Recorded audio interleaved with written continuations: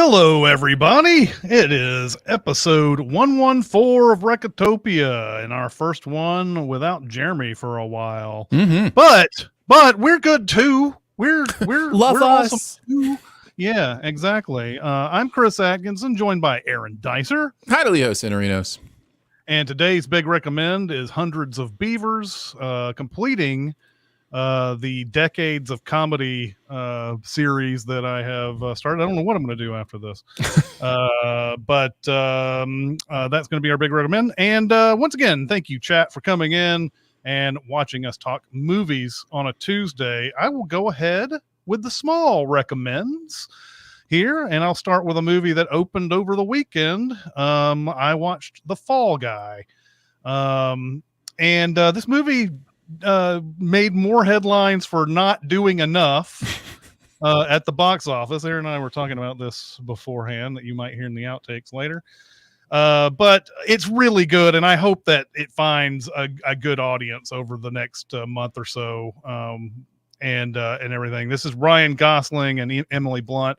Ryan Gosling plays a stuntman that is in love with this camera operator, Emily Blunt, and he does a stunt that causes him to be out of commission for 18 months.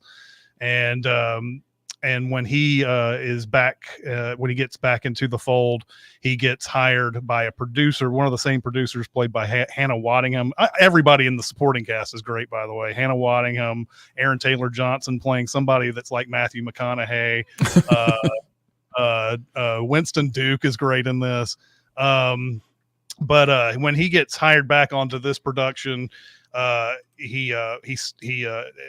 series of events leads to him being going into a hotel room and finding a dead stunt man, and that he is the one that's going to be accused of killing him. And he doesn't, I don't know if he's necessarily really a detective in this, but he's kind of trying to find out what's going on through all of this while he gets chased around and everything. But this movie, you'll hear it a lot, is a big love letter to movies, action movies in general.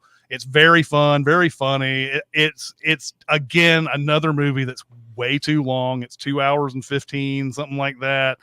It could have probably used a trim, but I really enjoyed it. I thought it was fun. I had a blast. It's just, there's something that I just love about it. Just a simple comedy that's just, I like the people in it, and I like hanging out. This, has the added benefit of having some really cool insight into the stunt process. Like that was kind of fun to see. And it's actually interesting because it's kind of an homage to more of an old school stunt style, which still happens in a lot of movies, but it's not like the John Wickification of stunts, where it's like the gunfighting and the, that kind of stuff. It's like old school fisticuffs, sword play, jumping over bars, that kind of stuff. Cars that are doing ramp stunts and like all that kind of fun stuff. There's one moment where they're just like, you did 8 rolls. That was an 8 roller, man. That record will never be broken. But yeah, I had a blast with Fall Guy. Ryan Gosling is just kind of in the sweet spot right now. It feels like he can do no wrong right now. But yeah, and he and Emily are great together. So it was a lot of fun. And yes, it is based on an original TV series, as one of our commenters has brought up. Sure was. Has almost nothing to do with that original series whatsoever. Although Lee Majors does make a little cameo appearance and everything, but yeah, very fun. Yep, tons of fun. I will start with a TV show. Conan O'Brien Must Go recently debuted on Max, maybe about a month ago. I think there's 4 or 5 episodes. Each is a travel log type adventure for Conan. He's going to different countries to meet fans. If you listen to his podcast, you know that they do they have two basically weekly podcasts. One is where they interview a celebrity, that kind of thing. And then the other, they interview a fan. It's a little bit shorter and they just connect via Zoom or whatever. And he talks to one of his fans. Well, everyone he's going to visit in this show is one of the fans he's previously connected with on his podcast. So, you know, they pick some people from different countries. The countries are like Ireland, which of course is like a homegoing for him. You know, that's where his relatives come from. There is, I'm trying to remember, Thailand. There's they do a trip to Thailand that's really, really interesting. And I think the easiest way to decide if you're going to like this is, do you like Conan O'Brien? Because that's what it is. It's Conan doing his shtick. Like, you know, in the Thailand one, they do, you know, that he goes and does Muay Thai with a Muay Thai fighter. And, you know, of course, they have this thing where he ends up besting him, and then the guy calls in his, like, you know, 10 Muay Thai guys, and he like lines up for a kick and just like kicks them all down the line and knocks them all out, and then you see him throw the fake leg down and you know, walk off kind of thing. Like, it's just that kind of silly surrealist kind of humor that you're going to get a lot here. I also love his crowd work. Like, a lot of this is that kind of idea where you're just talking with people and gauging your response based on how they respond. And he's just so self-deprecating, so fun. I really enjoyed this show. I had a really good time watching these episodes. I watched, I'm really tired one night. I watched the beginning of the first episode of this, and it was something that I think I can get into, but I haven't quite gotten back to it yet. Talk about a guy who had like a small renaissance once he started doing the publicity for this show. Like, when he did Hot Ones, which is the best Hot Ones I think I've ever seen in my life. When he did that one, suddenly on Twitter, it was like, here's some classic moments from Conan. This is when Conan was awesome. This is, you know, and it's like, yeah, he has been pretty awesome for a while. I mean, I always gravitated towards his Simpsons career more than his live, you know, TV talk shows career, but still he's just a great comedian, great entertainer, and I'll have to catch up on this at some point for sure. His podcast is great. Conan O'Brien Needs a Friend is what it's called if you want to look it up. It's really good. It's really fun to listen to. So in fact, you talk about that Hot Ones episode. The latest episode of Conan O'Brien Needs a Friend is his doctor coming on the show to talk about the Hot Ones episode. So good. All right, now we're getting back into, because we're in a twofer podcast. We're doing two small recommends at this point. So my other small recommend comes from 1966. I went onto the Criterion channel and watched John Frankenheimer's Seconds, which is about a middle-aged man who gets a note while he's getting on a train to tell him to go to this address. And then he gets a call from somebody telling him, hey, I'm your friend that you thought was dead. I'm talking to you. And he proves that he proves that he was that childhood friend. He says, you need to do this because your life is not going anywhere at this point. Who's going to miss you, basically, is what it came down to. And this guy's married, and he has a daughter who just got married, and they're about to have a kid and all this. And, but he is convinced to go and do whatever this is. He goes into it basically blind. They don't tell him anything.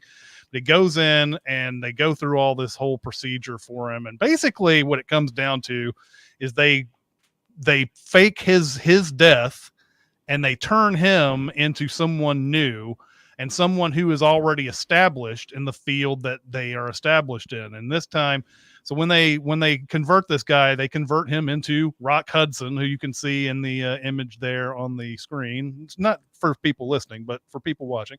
And he turns into Rock Hudson. They make him, he's basically a well-received painter, even though he's not really a painter or whatever, but he's already going to be in this life where he is accepted and he has all the freedom in the world, quote unquote. And of course, there's a lot of, there's not as much freedom as he thinks there is. And and because he still has his brain from his previous life, he still tries to take life on the way he did beforehand, and he doesn't really take advantage of this and everything. And so it's a really fascinating study into what would you do if you were to be given another chance like this, a rebirth, so to speak. I feel like there's a lot of the Matrix in this movie, even though it's not as sci-fi. But you'll be thinking of themes from the Matrix when you watch this movie. It's very stripped down, of course, but John Frankenheimer, man, could do no wrong in the 60s. He's Manchurian Candidate, 7 Days in May, in this movie, and it was just on a roll. But yeah, this is a fascinating movie. I would recommend it. I'll check it out. You said it's on Criterion? Yeah. I remember I just recently finally watched the Manchurian Candidate. I'd never seen it. It was on my list of shame, and found it really engaging and interesting. Oh, yeah. And so, yeah, this sounds like it would be right up my alley. So I'll definitely check that out. I think you will definitely dig it. My other small recommend for today is a recent movie that popped into theaters. I think you can still check it out in theaters. Challengers. This is the tennis sex movie, as I've heard it called. So this is Luca Guadagnino's latest. A little bit. Just a tad of my history with Luca. I don't like his movies. I haven't I haven't really liked a single one of them. I've respected things about them. Call Me by Your Name maybe had the most stuff where I'm like, I get that there's good filmmaking here. I'm just not interested in this world. I'm not, connected to it. It's not moving me in any big ways. This is his first movie that I came away from going, I dig that. That's really interesting. I want to keep thinking about it. I want to keep talking about it. I think there's some really interesting stuff here. Zendaya, Mike Faist, and Josh O'Connor are this kind of really interesting love triangle that the movie is jumping around in time to give you the information you need about how they are all connected together. Art and Patrick are the guys' names. They are friends from way back, played doubles, together, did really well together. And then Zendaya shows up and becomes kind of this catalyst to pit them against each other. And it is interesting how the movie deals with that, how it moves on. I think ever since West Side Story, I think Mike Faist is just such an interesting actor. He has this presence about him that I just don't like. It seems different than a lot of other actors that I've seen, and he's really good in this. Zendaya, of course, is amazing. Josh O'Connor's great as well. But I think the reason I come away with giving this a recommend and really enjoying it is, number one, it is produced. So this soundtrack is going to be legendary. Like, it reminds me of like when Tron Legacy came out and everybody was like, this is the greatest soundtrack I've ever heard. Like, I think it's Trent Reznor doing this one. And I think he has just absolutely nailed it. And it adds to this movie in a really unique and interesting way because they use the soundtrack very cleverly, I think, in this movie. And then secondly, the movie has something I think really important to say about relationships. Using tennis as a metaphor is not something new necessarily, but the way it uses it is really, really interesting to me. And it has an ending that, whether you like it or not, you will be talking about. I loved it because it's the only way I thought this movie could end where I would like the movie. And I was surprised that they were able to pull it off. So, yeah, I think this is a really interesting film and shot really inventively. And all of a sudden, maybe I'm a Luca fan. I don't know, but it's really good. I don't know. Somebody sent me, I haven't seen this movie, but somebody sent me a thing talking about how all the Spider-Man ladies went on to do tennis movies. Basically. Oh, yes, I've seen this. Kirsten Dunst went on to do Wimbledon, and then Emma Stone did the Battle of the Sexes movie, and now Zendaya does this one. Yes.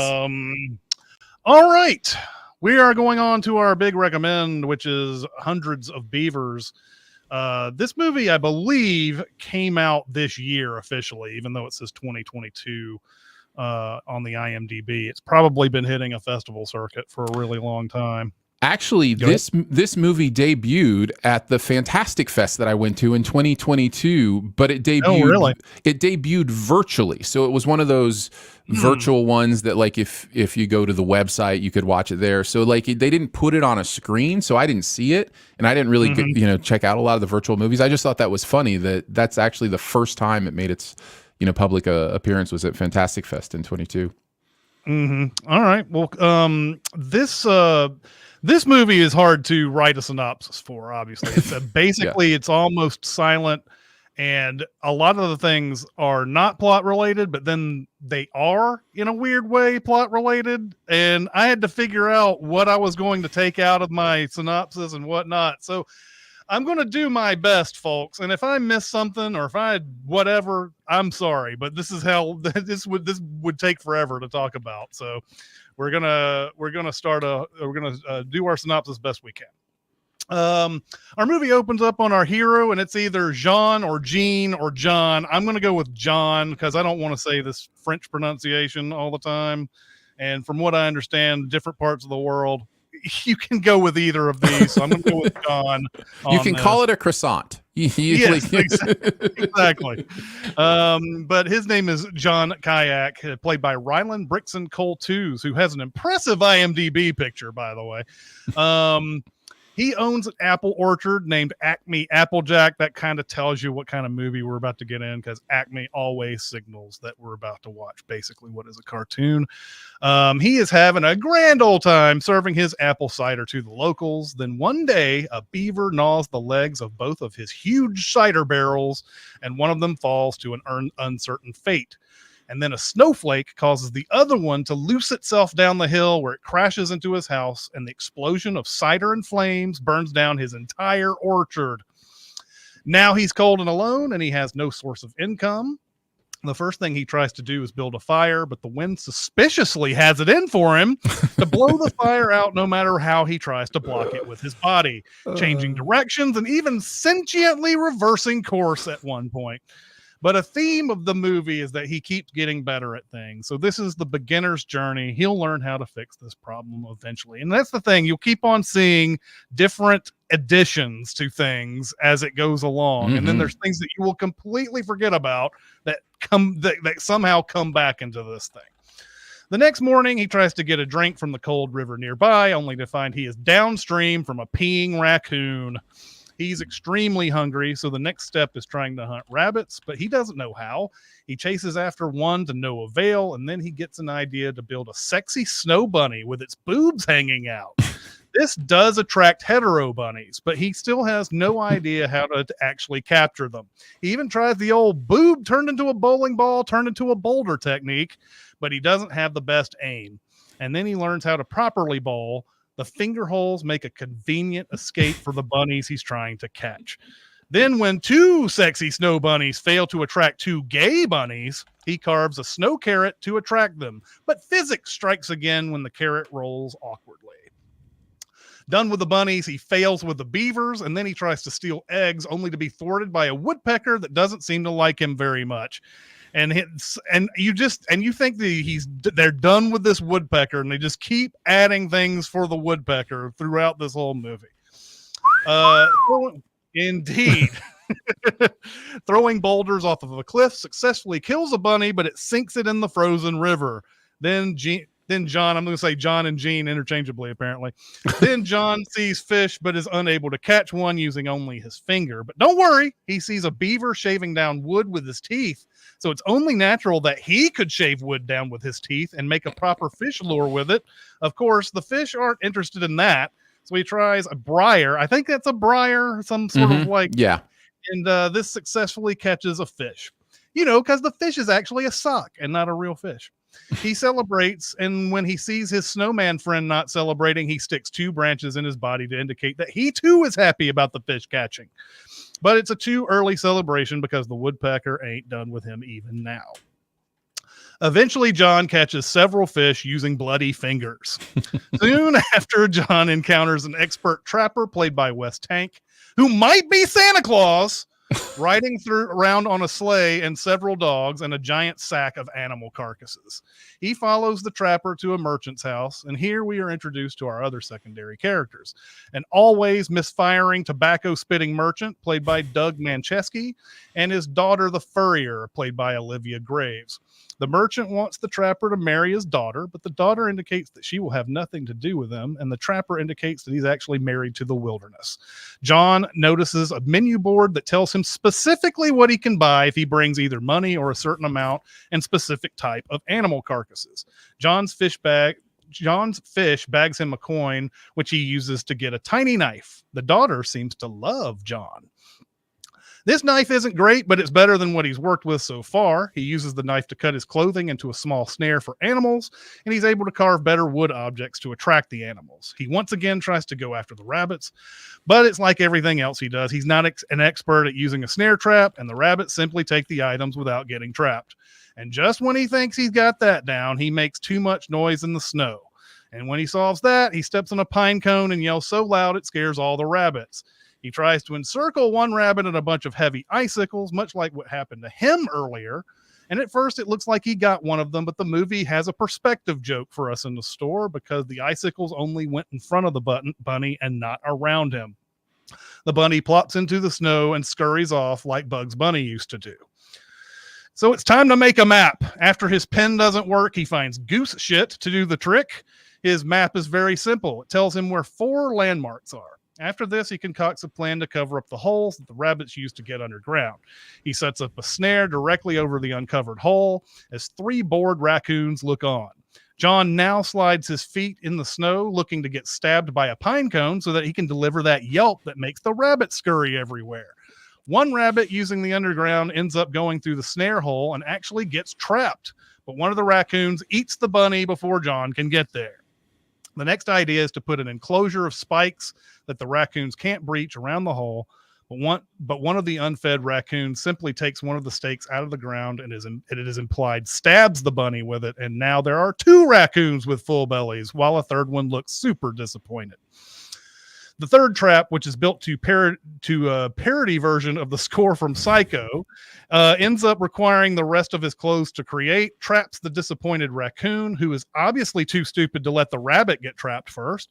But this allows him to kill it and have the furrier casually butcher him up a raccoon suit. He even gets measured. On his way there, John trades his knife for a Native American fur trapper's snowshoes. The Native American fur trapper is played by Louis Rico. Now that John has his suit, we can finally go to the opening credits. Alas, he falls into a beaver trap shortly afterwards, breaking a leg, but is saved by the master trapper. It's here we find out the trapper has an entirely too complex map for mere mortals to decipher, complete with a useful key that tells you what animal or object attracts certain other animals. This trapper has everything down, finds animals everywhere he leaves traps. But there's one issue. There are wolves out there who want to kill his dogs. And because this is a movie, the wolves start killing the trapper's dogs immediately, one by one, reducing dogs playing poker to dog playing solitaire during the camping scenes. Eventually, that dog and the trapper are killed, giving John the opportunity to become the new master trapper with his newfound knowledge.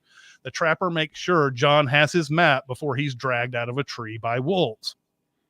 He buries the trapper, and he's so good at gnawing wood at this point that he's able to make a cross with Jesus Christ on it. Some dog tracks lead John to find the corpse of a dog complete with a serial killer spray of playing cards coming out of the neck. I don't know what this is, parodying something, and I can't remember what it is. You could maybe Game of Thrones or something. I don't know. It's something. This is a parody of something. I can't remember what it is. John collects the cards to trade later. He then finds the wolf cave. When he tries to see where this is located on the indecipherable trapper's map, he can't find it, which leads to John wiping away the trapper's years of work to create his own special map. But it goes to show that map was only good for the person who created it. Sometime after this, John follows rabbit tracks that tell a whole love story that includes Kama Sutra-esque sex positions indented in the snow, ends in adultery, and eventually tragedy, as John stumbles on 2 orphan bunnies that he eventually eats. John creates a system where snowmen become fishermen. And at this point in the movie, nothing he's setting up works because he hasn't solved every little issue. But this is another part of the movie that shows a simple concept that gets improved every time you see it until he finally comes up with a surefire solution. John trades the playing cards for 2 coins, which are used to buy a rope.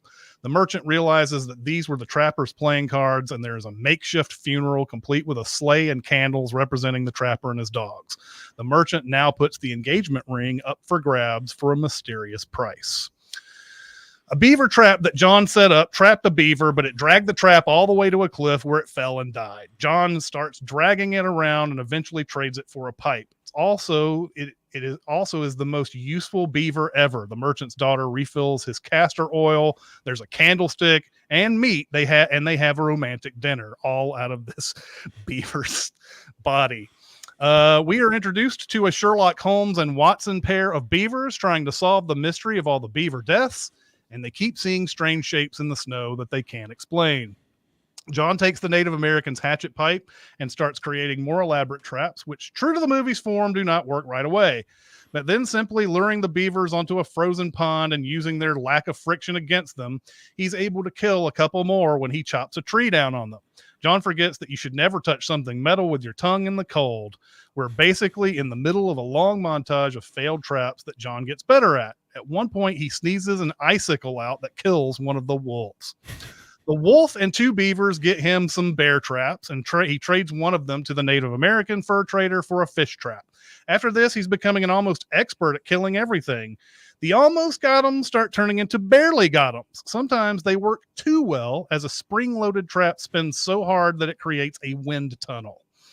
John gets so good at beaver trapping that he can play pool on the frozen pond by knocking 4 beavers into holes using 1 boulder and some well-timed ricochets. He's also doing some trial runs on the wolf cave by using a version of the spring-loaded trap that he ties himself to. And whenever he gets in danger in the cave, he can simply whistle, and the woodpecker will come peck a counterweight to sling him out of the cave. After John is able to buy the gun from the merchant, he asks his daughter to marry her. But the merchant still thinks John is a no-good drunk, so he gives him an impossible task in the movie's very obvious roll credits moment. John can only marry his daughter if he brings him hundreds of beavers. This is now reflected on the merchant's menu board, which now extends all the way into the woods to reflect the hundreds of beavers required. The detective beavers witness John's killing spree, which they report to the dam headquarters. A whole bunch of beavers are now following John as he goes into the wolf cave. John sets up a decoy. The beavers make a lot of noise destroying the decoy. John, safely outside, starts a Rube Goldberg chain of events. Whistles for the woodpecker, which pecks the snowman counterweight, revealing a trapped fly, which attracts a frog that is being held by a trapped skunk, which trips the spring-loaded tree and sends the skunk and frog flying into one of the wind tunnel things, which redirects them into the wolf cave. And then it's wolves versus beavers in a cave match filled with skunk smoke. John shoots the icicles above the cave, trapping everyone inside, leading John to do the famous Jeremiah Johnson meme. John, with his hundreds of beavers in tow, goes to the merchant, but finds the detectives have set up a trap of their own when he goes to visit the merchant, whose store is nothing but a 3D cardboard cutout of the real thing. I guess it's a 2D, but it looks very 3D and freeze frame, like a paused freeze frame. A cutout which falls on John. The detectives and the other beavers take everything from him and go back to the dam. John now goes to the dam and get back what is his. During his scouting of the dam, we find out John has discovered a way to make an icicle telescope by grinding pepper into his face and causing him to sneeze one out. He's able to snuff out a curious beaver when his raccoon hat lands on top of one, and he's able to whistle the woodpecker over to peck him to death. He uses the carcass as a disguise to sneak in. It's not a very good one, but it confuses the guards enough that he's able to break a hole in the frozen river and find a tunnel inside the dam. From here, John works his way through the dam through the complex machines inside, ducking out of sight wherever he can. The beavers have constructed a dam that is absolutely insane. It even uses John's missing cider barrel, which John practically has sex with when he finds it. Alas, he is soon discovered and a chase occurs. The movie uses another clever perspective joke here when John is riding on a log down some water and we see 3 beavers jump toward him. John prepares for the worst, but the camera angle changes and we find out the beavers were 3 rows behind John. When the beavers do finally reach him, they jump straight into a beam that blocks them just at the right time. Just as he is surrounded, John continues to find ways to elude the beavers, leading to a great sequence involving a rolling log with 2 beavers flanking him on the edges while he's in the middle. They have to avoid beams, jumping over one successfully, but then one of the beavers mistimes the jump, leaving just one. However, this creates imbalance, which John solves by getting on the other end of the log. He then uses his mastery of physics to upend the remaining beaver. That very physics ends up betraying him, though, and the beavers do finally catch him. Now it's time for a trial. The prosecution obviously has an airtight case here, but apparently the offense isn't just really about killing the beavers, but they come up with the reasons for the odd shapes they've been seeing in the snow that are hilariously incorrect. Point more to a mad scientist creating mutant beavers rather than simply trapping them and selling them. Although it does start with a whole story about why the beaver trade is important and everything. I thought that was funny too. The Beavers have given John a seemingly very good appointed attorney, but he trips and falls, and I guess he dies. I don't know. Leaving him with, this is one part of the movie I wish they could have, what is the defense for John here, really? I would have loved to have seen a real defense. Leaves him with someone not so good who is constantly referring to notes and is boring. John is sent to die James Bond style by being strapped to a table while a circular saw approaches his crotch. He thinks he's saved by the resurrection of the master trapper, but we find out that's a beaver in a costume, and he wants to make a similar coat out of John. John's knowledge of rope knots allows him to somehow Jedi one of them loose, and he Jedis all of them loose, and the fight is on at this point. They're no match for him, and even when the cops come in, complete with a Keystone Cops parody, John takes on the whole crew. One of the beavers ends up on the cutting table, and John flips a lever that causes the circular saw to slice right through it. Then he punches the face right off of one beaver, leaving a skull, and he pulls the entire skeleton out, leading the beavers to stop even trying. Once again on the run, John discovers a new part of the dam where he finds out the beavers have been preparing a rocket ship and astronauts and everything. John sends one of the beavers spiraling toward the ship, which has one of its legs knocked out. The rocket ends up destroying the dam and flames out, which mirrors the stuff that happened at the beginning when the beavers took John's apple orchard out. All the remaining beavers chase after John. There's a terrific sequence involving a chase on sheets of ice where the beavers have cut theirs into ships and trains. John starts a giant snowball effect by pushing his beaver death pile towards the merchant.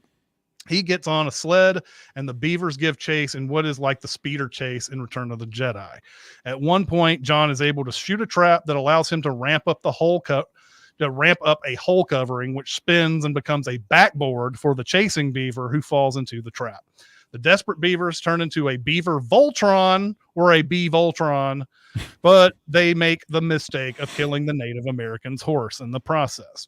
John now finds himself on the top of the snowball while being chased by Beavoltron, but the rocket ship we thought had flamed out is still going out of control towards it. But the Voltron is able to avoid the rocket, which flies back towards the dam, and the movie reveals that the dam's destruction has led to the creation of Green Bay, Wisconsin.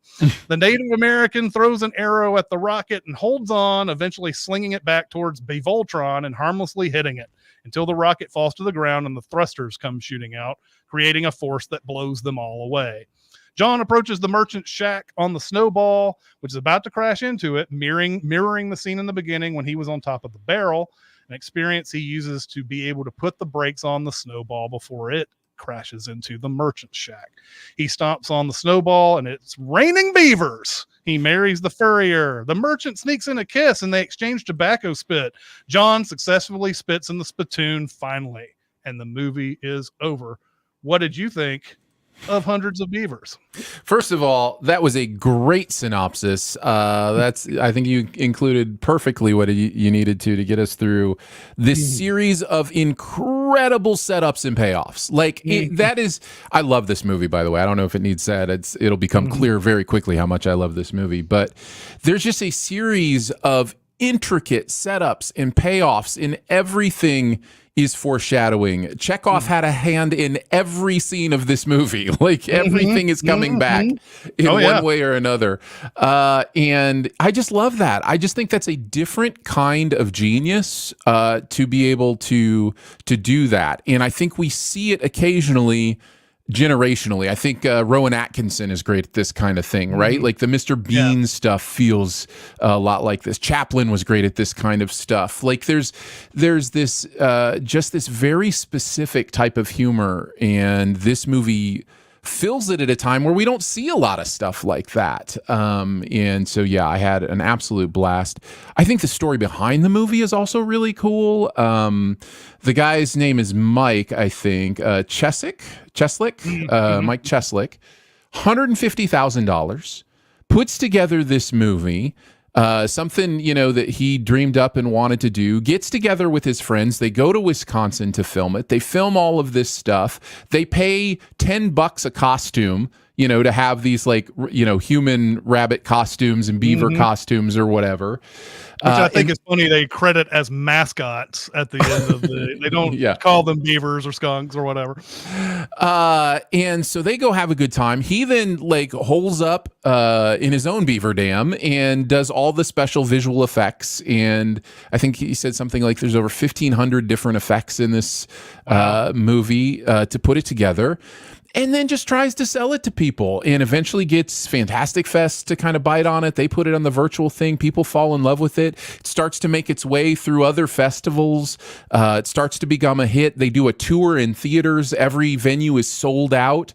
And then all of a sudden it's in a bunch of actual theaters, and they're just trying to keep it in theaters as long as people, want to keep watching it. It's just one of those stories you're like, that kind of stuff still happens where somebody just wants to make a movie, finds financing of couple $100,000 and just goes and does it. I just love that kind of success story can still happen. So I thought that was really, really cool.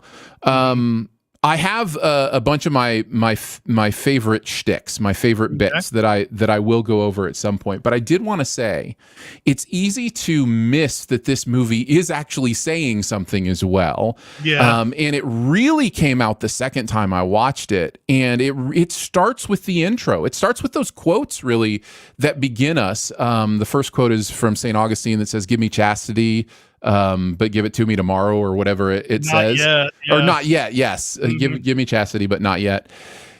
And what we're really seeing is the idea of going from adolescence to adulthood, right? He's very frat boy at the beginning of this, right? Even some of the dance moves he's doing and the beer thing, and he's chugging and it's just life is great. We're all partying. We're just going to party. And then what happens when that goes away? And he goes through the stages of life. He goes through a mentorship. He finds somebody that mentors him and kind of shows him the ropes and what to do. And then he has to earn it himself. He goes through, existential crisis, and then, finds his purpose in life, the furrier, right? He finds this purpose, and that allows him to work harder and to do more and to learn. You mentioned it already, but one of the big themes in this is about learning, is about, getting better at something, doing it over and getting better.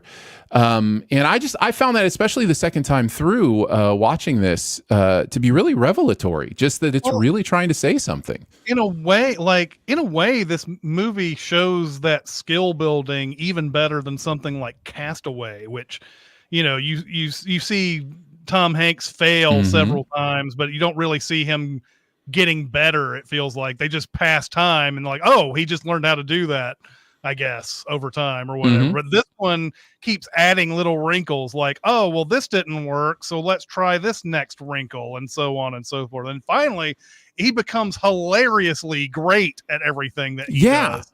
So yeah, I really appreciated that even more the second time through. And the quotes go along with it. You read those quotes, and when they happen, when they drop, they very much are, about hardship, about work when it's time to work, and those kind of things. I also love the way the movie uses sound, because it doesn't have the same visuals as a lot of movies can have. So for instance, it uses, the gutting of the beaver, all the, the squelching sounds that are involved in that. because it's like pillows. It's like little pillows inside, but the squelching makes it feel like it's like really gross and disgusting. Yeah. And sound is really, really, really great in this movie. All right, here's some of my favorite gags. I love the rubbing of the rabbit's foot. I actually missed that the first time that he grabs the foot with the bone in it and just kind of rubs it before he for good luck. I thought that was really funny. The spittoon missing thing is, I think, my favorite gag in the movie. It's a great running gag. It serves a narrative purpose. It's really interesting. Just the creativity it comes to think of different ways to miss the spittoon, right? You know. I thought that was really cool. There's two things I love involved with that gag, and one is when he spits directly at John. John knows exactly what to do to not get hit by it. Put a spittoon in front of your face. Yes, that's the best one. Yeah. But then right after there's a point where he spits the tobacco into the gun, and then he shoots the gun, and it misses the spittoon there. But he's able to just throw the gun behind his head, and it goes straight into the rack. So like he's got accuracy there, but he's not with the spitting. Yes, it's beautiful. You mentioned the Rube Goldberg type machines he sets up, and it culminates with the fly and the frog and the skunk and the what you so amazingly called a cave fight. All of these things, like all of these things too. You don't really think much about the skunk and the frog and anything like that. There's some gags involved with the skunk and the frog, but you're like, okay, that's just a little gag. And then later on, it becomes such a beautiful set point to that thing. Anyway. Yeah. You mentioned the story of the rabbits through the imprints of the snow. So smart. I loved it so much. The forlornness of getting to another set of swings and only the child swings were swung on. It's such a great addition. I love that so much. Then of course he ends up eating them, which is just hilarious. The fishing snowman, right, that he sets up. The first time he comes back and the snowman has a fish on and its arm goes up, he goes, "Hey." like he's waving back at him or whatever. It just made me laugh. It just has all those moments like that just kind of make you laugh. It kills me. Like all the things with the snow creatures he makes are funny, and they keep on like doing like stream of consciousness things with them too, where like something will not be in the frame, and then they'll go and cut to something and then come back and it's completely different when you come back. But the funny that snowman fisherman thing that was so funny to me is that the first time it catches a fish, the fishing pole just falls down into the water because it can't hold it or whatever. So his idea is to give the snowman muscles. That way it will definitely hold onto the fishing pole this time. And it's so good. I just love his brain. The seppuku clothing cutting. Yeah. So much. The moment where he's escaping, I think towards the end, and he pees so that his piece of ice, is separated and goes, and he gets to the other side and he goes, "Ha ha!" And then they all jump in and swim, and he goes, "Duh." Yeah. Oh yeah, beavers can swim. I'm not as smart as I thought I was.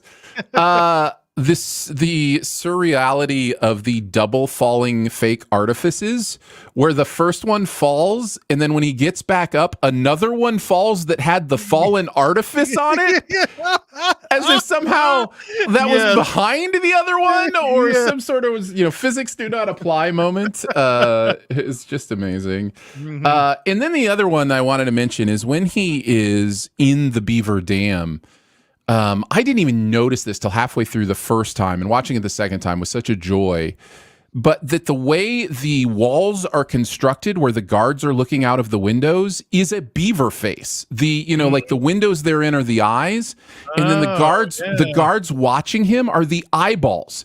So like like when he's going along and the guards go over to the one side, it looks like the beaver's looking at him the other way. Like, it's so smart. I And did not notice that at all. And now there's the part where when they look forward and they pull those blinds down, that's supposed to be their eyelids. the eyelids. Yes. Didn't even realize that until now.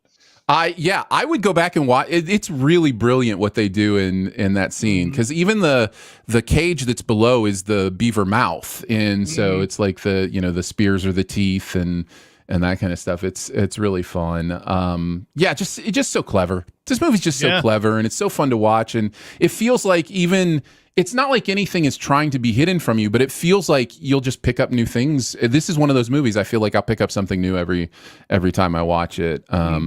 So yeah, I guess I didn't mention another one of my favorites is that he just has the club floating in the wind, and then the beaver goes in and just up, and automatically the club just kills the beaver, and then it goes back down into the next thing. Yes, it's just so there's so many there's so many background gags in this too. I feel like this is going to be a movie that you watch and you're just going to keep finding things that you didn't see before. But but when we first see the master trapper guy go to the merchant's shack, he's negotiating with him or whatever, and then in the background you see his dogs, and they're all like doing stretches and stuff like that. And it's just a little detail. They don't have to do that, but it reminds you of the best of like something like Pixar would do. Pixar would do that kind of detail in the background. So never ending gags all the way through it, and very well done. Yeah, it's good stuff. All right. Well, I'm surprised that we got to this point and we still have some time. So but what is your super secret double feature for this here? I thought a lot about this, as I tend to do. I mean, the Gold Rush, like Chaplin's Gold Rush, is like the obvious one that feels like almost exactly like this, right? And so I didn't want to pick that, but I did want to mention it because if you haven't seen it and you like this, you will like that movie. It is very, very similar, and in both tone and scope, like what it's dealing with. Yeah. And so I thought of that. I thought, as I mentioned, like Mr. Bean, maybe a Mr. Bean movie, something like that. I went a little different direction. I went thematically, but also a movie that still feels like it has that, that comedy of like learning, getting better at something, those kind of things, by going through a repeating day. Groundhog Day is my double feature. Nice. I think this fits really, really well. I think the Bill Murray character is going on the same journey that the John character is going on. It's in a little bit of different way with a little bit of a different sci-fi twist, but I think it's very, very similar. So and it's a great watch. Well, when that's what it comes down to, right? Groundhog Day is a part of it is about what if you had time to learn everything, basically, and that's what this movie. That's all he has is time to learn all these different things. So yeah, very good. I love this pick. I was thinking as far as live action Looney Tunes type stuff. Right. I was thinking of Shoot 'Em Up, which I haven't seen in forever, but I remember it having a very Looney Tunes kind of feel to it. So that was one that I thought of. If it was me to come up with a super secret double feature, I would have probably brought that one up. But I thought of like Roger Rabbit as well, like Who Framed Roger Rabbit as well, has some of that fun stuff in it too. But yeah, this is where I landed. Yeah. All right. Well, it is going to be your turn. So what is the homework for next week, Aaron? Oh, yeah. Let's talk about that. I'm going to go with The History of Violence. This is a movie that I don't think I've seen in a while. And sometimes when I make these picks, it's for movies that I think are transcendent that I just haven't seen in a while. And I want to go revisit and see, is it actually as good as I remember it being? So yeah, this is one I want to revisit. I rewatched this 2 or 3 years ago, I think. And I liked it a lot more than I did the first time I watched it. this is one of those movies that you never think of being based on a comic book, but it is. Right. Yeah. But yeah, this is a really good movie. This has a lot of things to think about, and it's only an hour and a half too. Yeah. So yeah, I'm looking forward to watching this again for sure. This is a great movie. And it's Cronenberg, right? Like it's, like it's probably one of his more accessible movies, but yeah, it's good stuff for sure. All right, looks like we have time for a question or two. Sure. So let's see. Let me go down here. I'm rusty at this, so we will try to do the best we can. Has a movie ever used a piece of pre-existing music, not score, that made you go out and buy that piece of music? My first memory of doing this was with a movie I talk about a lot. Who knows? Maybe someday I'll make you and or Jeremy or both of you watch it on this show. Swing Kids. And the soundtrack for Swing Kids and the score is a lot of big band swing from, the 20s. And I immediately had to find a recording of the Sing, Sing, Sing that's on there. It's been in several movies. This is a very popular old school big band number. Benny Goodman. I also bought all of Benny Goodman's like greatest hits to listen to that stuff. So yeah, I very much went through a big band phase after watching Swing Kids. So yeah. A lot of times for me, it's like music from a trailer and not really the movie itself.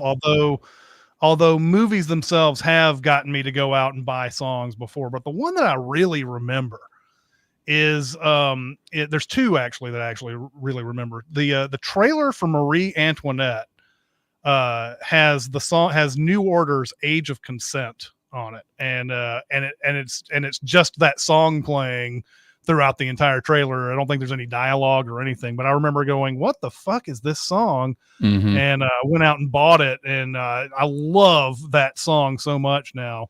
And then if the trailers don't count, Angel from Massive Attack. This is the song that plays in Go when Timothy Oliphant tells Sarah Polley to lift her shirt, looking for microphones and things like that. And that song was something that I went out and bought. Go actually has several songs that I have bought since then. The song that's playing during the threesome, that's by Air, is something that I bought much later on down the line, which is another good one. So, yeah. All right. So it looks like room for one more. All right. You're going to an island. You don't know if you'll be alone. You only know you'll be there for a long time. You choose to take one movie you adore and can watch over and over forever. One movie you would use as a conversation starter, and one movie you would use on island dates. Okay, so just to re-go over this is one to watch over and over that you adore, one that you would use as a conversation starter, and one for dates. I'm going with Singing in the Rain to watch over and over. This should not be a surprise. It is my favorite movie of all time. Passengers, I'm going with for the conversation starter. We have a conversation. The person I'm with on the island will never trust me again, and that's fine. And then 50 First Dates as the date movie, since we're going to have a lot of first dates. So there you go. Okay. Oh, those are all very good choices. I would agree with this. Let's see. Okay. So on a door, it's you picked your favorite movie. That totally makes sense. I'm going to go a little different and pick one that is not Back to the Future. And I'm going to go with Airplane on this one. For conversation, I'm going to pick The Conversation. Nice. And for the dates, I'm going to do When Harry Met Sally, which I think is probably one of the best date movies ever made. I want to go back a little bit here because I usually go to see what our chat is talking about. Yeah. In the previous question about the songs, not score, that people would buy, Polly Walnut says, Man of Constant Sorrow from Oh Brother, Where Art Thou? James says Arcade Fire's Wake Up from the trailer of Where the Wild Things Are. Yeah, that's a good one. Let's see. Bill and Ted's Excellent Adventure got Josh into Primus, and now he owns everything Les Claypool has ever done. Shaggy says I bought the P. Diddy Godzilla song. And then when we got to the island one, we have several people doing one movie for all three. One is Shaggy says Princess Bride for all three. Castro says Hundreds of Beavers for all three.